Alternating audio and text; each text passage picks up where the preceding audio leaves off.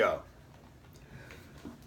Hey, what's up guys? It's Star Brother here. Welcome back to another in-depth analysis video. Now today, we will be doing a, we will be getting out of the ships and going back to classes. Now, today we will be reviewing the Prometheus Class we will be going over the Prometheus Class. Here we go.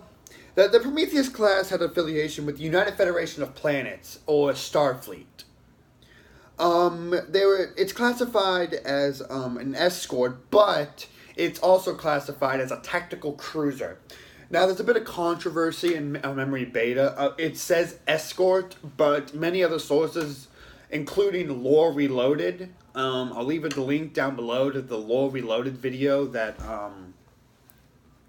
discusses the Prometheus class, but in his video, he states it as a tactical cruiser. Now, I'm going to have to agree with him, and I'll get into more of that later on in the video. Its service period was around the 24th to 26th centuries. Now, dimensional-wise, it had a length of 415 meters, a width of 170 meters, and a height of 113 meters. Some specifications about the Prometheus class. Its average crew complement was about 175. It had a top warp speed of warp 9.99. Now, that is faster than even the Galaxy class. However, we do not know a cruising speed. We know that the max was warp 9.9, but we don't know how long it can keep that duration or its cruising speed. I believe if a ship of that voucher could probably sustain warp 8, but could probably, similar to how the Galaxy class could sustain warp 9.9, probably for 12 hours. That's because I believe that's how long the Galaxy class can withstand warp 9, but its armament was 18 phaser rays and 3+ torpedo launchers, which could house both photonic and quantum torpedo heads. Its defenses is regenerative shielding systems, ablative armor, and a multi-vector assault mode. Now, I know what you're saying. I know what you're asking in your head. Star Brother, what is a multi-vector assault mode? And I will get more into the multi-vector assault mode later, after the discussion about the tactical cruiser versus escort typing controversy. Don't worry, we will get into that later. Now, the Prometheus had one version of auxiliary craft, and that was just the standard United Federation shuttlecraft. Doing my research, I found that there were 3 subclasses of the Prometheus. Now, quick thing, a subclass is a class within a class. You have the standard Prometheus class, and then as time goes on, the Federation updates these, and then they get subclasses. A prime example is the Constitution class. The Constitution class has the normal Constitution, and then there's the Constitution refit. A complete overhaul of the design of the warp nacelles and everything like that on the Constitution class makes that is a subclass of the Constitution. Well, while other people would differ, that is a completely new class in and of itself, but that is a debate for another time and another video. Back at the Prometheus. There were 3 subclasses. I'm going to review one ship from 2 of them, and one of them doesn't have any notable ships that have been known. The 3 classes are called the Hafsufinin class. I just completely butchered that. There's the Phoenix class, and there's the Cerberus class. Known ships of the Prometheus class itself was the USS Prometheus NX 59650.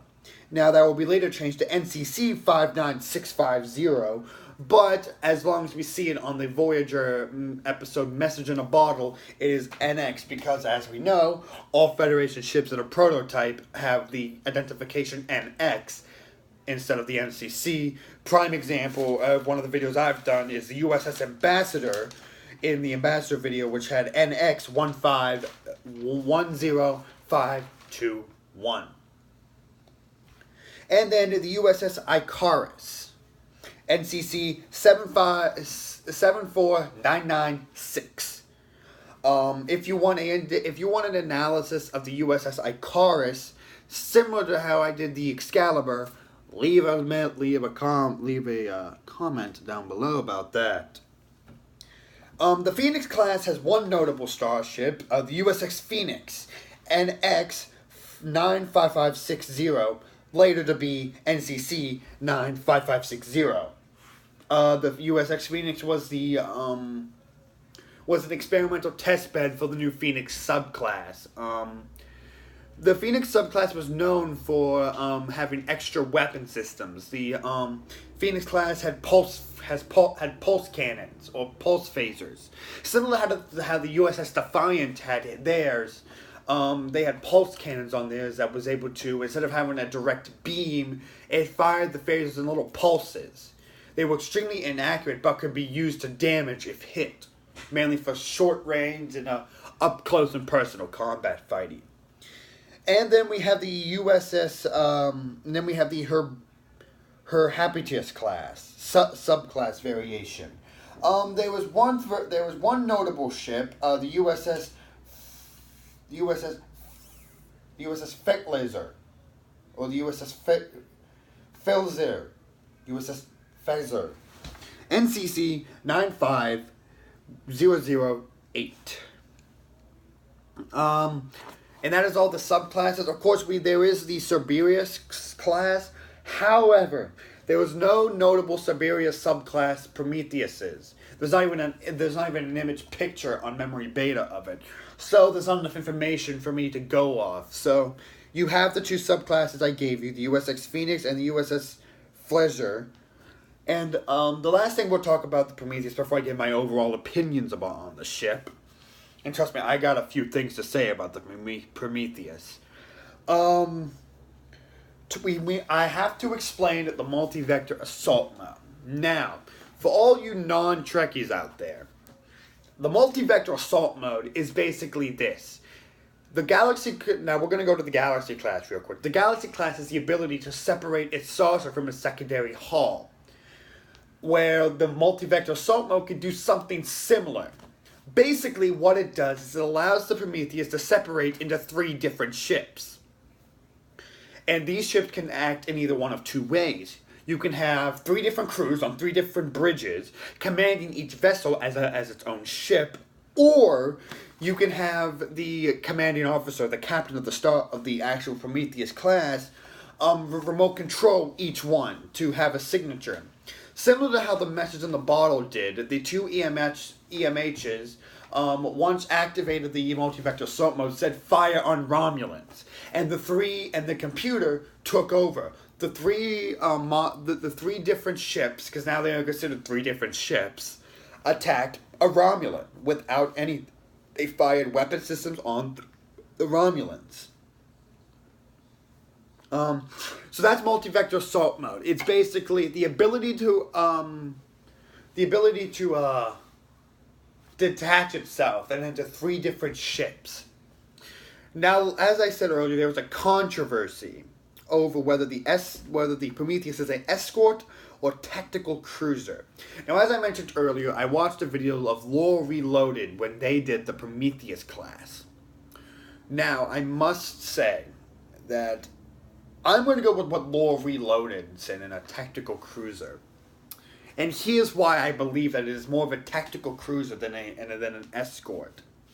The Defiant was an escort. It was a small, nimble ship that was able to maneuver around easily. Now, I'm not saying that the Prometheus wasn't maneuverable. Heaven forbid I say that, because that's actually the exact opposite. The Prometheus was a very maneuverable ship. Even when it was not in multi-vector assault mode, it was a very maneuverable ship. With that being said, I believe, in my personal opinion, and like I said, this is my opinion, so if you want to say that it's an escort, so be it. However, 18 phaser arrays and 3+ torpedo launchers, plus a regenerative deflector, a regenerative shielding system, and a blade of armor. Now, does an escort have all that? Now, yes, you're gonna say, yeah, but Starboard, the Defiant had a cloaking device and a blade of armor and regenerative shielding and all that. And you have every right to say that, but Does the Defiant have 18 different phaser arrays? And 3+ torpedo launchers? And it's only confirming there's 3. I say 3+ because the subclasses have more torpedo tubes that can launch even more torpedoes. Hex, there's a controversy whether to call the Phoenix class, this Phoenix subvariant, a heavy cruiser instead of a tactical cruiser. So all in all, I believe that the Prometheus is better suited in a tactical cruiser role. Because from what I saw, I mean, it took down a Dominion-era Nebula class. Now, similar to what Lore Reloaded says, now the Nebula classes have never been known to be outstanding ships. As a matter of fact, many people hate on the Nebula classes. However, I will say this: Dominion War-era Nebula classes are some of the most powerful starships, besides the Galaxy class, that the Federation had. And the just sheer fact that, do you think an escort could be able to take down a Dominion-era Nebula class? I don't think so. That's why I personally believe that the Prometheus is a tactical cruiser. So, with that being said, I'm going to officially put the Prometheus class for this analysis as not an escort, but a tactical cruiser. Alright. Now that we've got the bickering and the ranting out of the way, now it's time to give my overall opinions on the ship. Similar to the Ambassador class and the Excelsior class, I absolutely love this ship. It is actually one of my top 3 favorite starships. The Prometheus being 1, Ambassador 2, and Excelsior number 3. Given the choice of any flagship in the fleet at any time period, I would pick the Prometheus class. It's a versatile ship that can do just about anything. And heck, if you're alone outnumbered, you activate the multi-vector assault mode, and bam, you now can basically even the odds. Each ship has its own torpedo tube instead of phaser arrays. If we take the math, each one gets 6 phaser arrays. And each one gets a single torpedo launcher. Plus, they can all go to war by themselves. They don't need to rebind back together because each one has its own set of warp nacelles. They have regenerative shielding and an ablative hull armor. I'm sure if I was an admiral, I'd probably customize it to fit in maybe a couple more torpedo tubes and maybe a bit more crew, maybe a little bit more advanced medical suites and communication arrays. But other than that, I would personally believe that any ship in Starfleet, I would have to pick a flagship to be. I'd probably pick the Prometheus. But I want to hear your guys' opinion on the Prometheus class. If you're a Trekkie and you like the Prometheus class, tell me your opinion. I want to know. Many people hate on the Prometheus because it was created to fight the Borg. It was a purpose-built warship. Many people hate that because they don't believe that the Federation should be building warships, similar to how people hate on the Defiant. However, in a time of the Dominion, I believed that a ship like that is needed. So that is my overall opinion on the Prometheus. Well, guys, once again, we've reached that time at the end of the video. Don't forget to leave a like and don't forget to leave a like and comment down below. Don't forget to subscribe to the Star Brotherhood, guys. 82 subscribers. We are closing into that 100 mark. I can already feel the 100 subscribers. And I have to thank every single one of you for that, okay? It's time to go on a little, it's time for me to give my sincere thank you. I have to thank each and every one of my subscribers. From the beginning, from my first video, from my first Who is Snoke video, all the way back when I made the Who is Snoke theory video, we bounced up 11 subscribers. We've done a lot of things on this channel. We've done theories, gaming channels, games, what ifs. We've done a couple of reactions. I've had guest stars.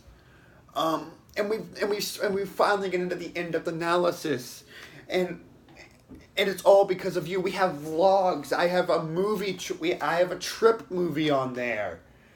And it's all thanks to you. Your constant support.